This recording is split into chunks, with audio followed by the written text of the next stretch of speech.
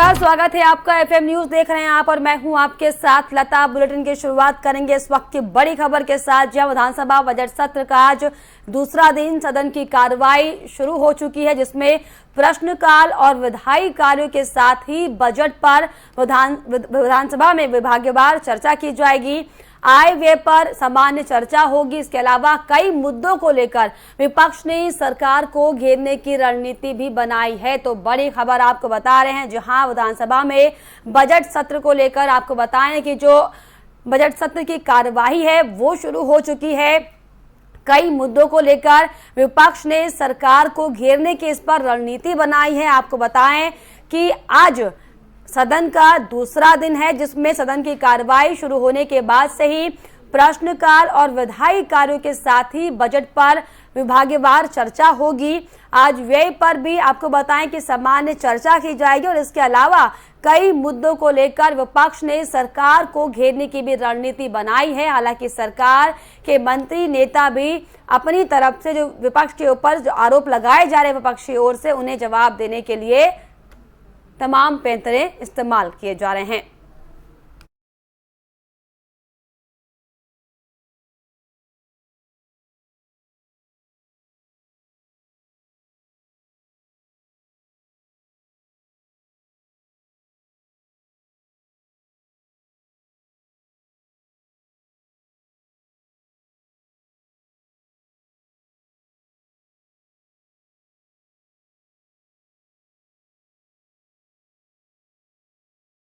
उत्तराखंड विधानसभा का बजट सत्र शुरू हो चुका है। ये बजट सत्र 20 जून तक जारी रहेगा। देहरादून में चल रहे बजट सत्र के मद्देनजर सुरक्षा व्यवस्थाओं के साथ साथ कई अहम मुद्दों पर प्रशासन की नजर बनी हुई है। वहीं बजट सत्र गैरसैंण में न होने के चलते विपक्ष सरकार पर लगातार हमलावर है। वहीं विधानसभा में चल रहे बजट सत्र के दौरान सीएम पुष्कर सिंह धामी ने विधानसभा में प्रस्तुत किए बजट को सबका बजट बताया। वहीं वित्त मंत्री प्रेमचंद अग्रवाल ने धामी सरकार का पहला बजट सदन के पटल पर रखा है। उन्होंने कहा कि प्रदेश के विकास के लिए बजट में हर सेक्टर और वर्ग पर फोकस किया गया। वहीं कांग्रेस नेता प्रीतम सिंह ने बजट पर सवाल खड़े करते हुए इसे सरकार का आम जनता के साथ छलावा करार दिया है। कांग्रेस विधायक प्रीतम सिंह ने कहा कि ये बजट बेहद निराशाजनक है।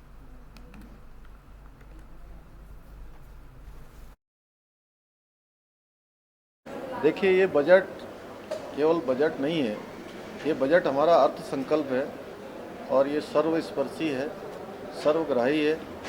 सभी के लिए इसको अप्रोचेबल बनाया है और साथ में इसमें हमने सबके साथ संवाद करके सभी के विचार भी लिए हैं और एक तरह से मैं कहूँ तो इसको जन जन का बजट बनाने का हमने प्रयास किया है।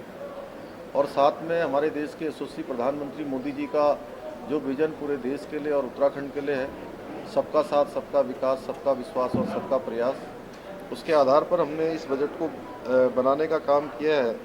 जैसा कि माननीय प्रधानमंत्री जी ने कहा कि ये आने वाला दशक उत्तराखंड का दशक होगा, उस दशक को बनाने के लिए ये दशक हमारा बहुत ही सार्थक होगा, एक मील का पत्थर साबित होगा। और इस बजट में हमने हर प्रकार से दृष्टिपत्र जो हमारा है, उस दृष्टिपत्र के संकल्पों को पूरा करने वाला बजट भी है। देखिए, उत्तराखंड के समग्र विकास के लिए हम लोगों ने हर विषय पे अपना फोकस किया है और मुझे खुशी है इस बात की कि हमने लगभग 65,571 करोड़ का ये बजट हमने दिया है। पिछले वर्ष की तुलना में ये ज़्यादा है और हमने कृषि क्षेत्र को क्योंकि एक केंद्र भी माना है और हमारे यहाँ चूँकि गांव और कृषि ये एक ऐसा हमने उसमें प्रावधान किए हैं।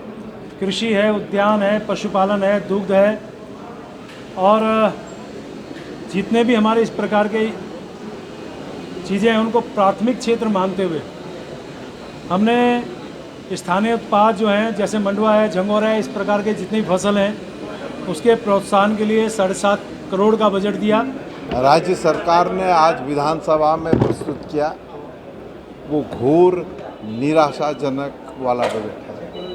इस बजट में विकास की अवधारणा को ज़मीन पर उतारने के लिए कोई संसाधनों का जिक्र नहीं है। नौजवान साथियों को रोज़गार कैसे उपलब्ध होगा, इस परिप्रेक्ष्य में बजट मौन है। ये राज्य, जिस राज्य के निर्माण में मातृशक्ति का अहम योगदान रहा, उस मातृशक्ति को इस बजट ने घोर निराश किया है। ये बजट किसानों के हितों के विपरीत है। मैं कह सकता हूँ, सरकार ने आंकड़ेबाजी की जादूगरी दिखा करके ये बजट प्रस्तुत किया है और सारा का सारा जो फोकस था वो केंद्र द्वारा जो योजनाएं दी जाती है, केंद्र द्वारा जो बजट दिया जाता है, उस पर ही फोकस था। तो घोर निराशाजनक वाला बजट आज सरकार ने सत्र में जो है प्रस्तुत करने का काम किया। विधानसभा में पेश किया गया बजट, आपको बताएं कि उत्तराखंड को धामी सरकार की सौगात मिली है, जिसमें 65,571 करोड़ का कुल वार्षिक बजट पेश हुआ है। उत्तराखंड को धामी सरकार की सौगातें मिली हैं, जिसमें आपको बताएं कि जो बजट के हाइलाइट्स हैं वो आपको दिखा रहे हैं कि 65,571 करोड़ का बजट पास किया गया। स्थानीय फसल प्रोत्साहन के लिए 7.5 करोड़ का बजट पास किया गया। इसके अलावा बागवानी मिशन के लिए 17 करोड़ का बजट जो है पेश किया गया। सीएम स्वरोजगार के लिए 40 करोड़ का प्रावधान रखा गया। इसके अलावा आपको बताएं कि दीनदयाल किसान कल्याण योजना को 55 करोड़ की सौगात दी गई है।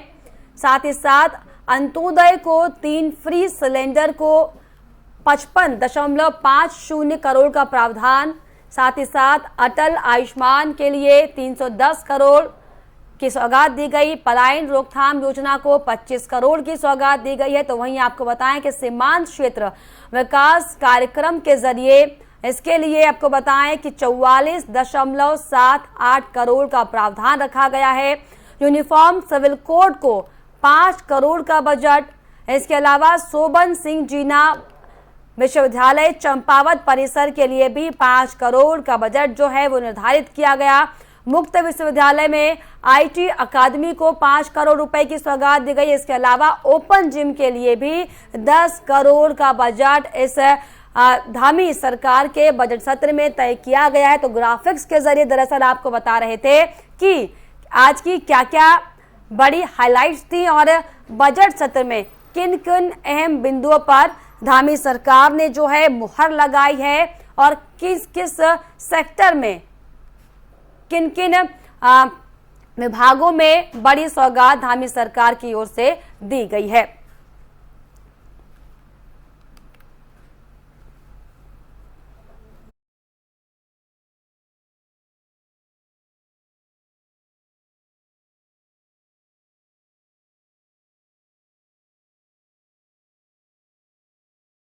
उत्तराखंड विधानसभा के बजट सत्र का आज दूसरा दिन है, जिसमें एक तरफ सरकार आम जनता की सहूलियत के लिए कई परियोजनाओं की शुरुआत करने जा रही है, तो वहीं दूसरी तरफ विपक्ष विधानसभा सत्र गैरसैंण में ना होने की वजह से लगातार सरकार के खिलाफ प्रदर्शन और पलटवार कर रही है। इसी कड़ी में बद्रीनाथ के कांग्रेस विधायक राजेंद्र भंडारी ने विधानसभा का बजट सत्र गैरसैंण में न कराने पर नाराजगी जाहिर की है। उन्होंने कहा कि सदन के अंदर और बाहर दोनों जगह आवाज उठाई गई। साथ ही साथ बद्रीनाथ के विधायक राजेंद्र भंडारी ने कहा कि गैरसैंण में ग्रीष्मकालीन सत्र न करना सरकार का फेलियर है, जिससे पहाड़ और उत्तराखंड का इस सरकार ने अनादर किया है। उन्होंने ये भी कहा कि चारधाम यात्रा के चलते सरकार ने बजट सत्र गैरसैंण में ना कराने का जो फैसला किया है, जबकि चारधाम यात्रा का रूट ऋषिकेश से बद्रीनाथ, रुद्रप्रयाग से केदारनाथ और ऋषिकेश से गंगोत्री यमुनोत्री का है।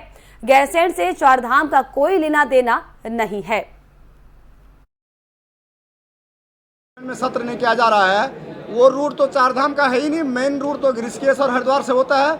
ये सरकार सब बहानेबाजी कर रही है, कहती है कि हम जो है चारधाम की यात्रा की। चारधाम में क्या है, चारधाम में कई लोगों की मौतें हो गई है, सारी अव्यवस्था बनी हुई है, रजिस्ट्रेशन के नाम पर सारा ढकोसला है, सारी यात्रा खत्म कर दी है। यात्रा जहाँ बद्रीनाथ के अंदर 1 लाख से ऊपर रहने की व्यवस्था है। वहाँ पर आज सारे होटल खाली पड़े हुए हैं। सारे लोगों की आज जो आशा थी कि इस बार 2 साल के बाद हमारा यात्रा चलेगी, तो वो सारे के सारे सपने चकनाचूर हो गई और सरकार ने रजिस्ट्रेशन के नाम पर सारे लोगों के साथ धोखा कर दिया। और यहाँ पर रुक रहे हैं एक छोटे से ब्रेक के लिए।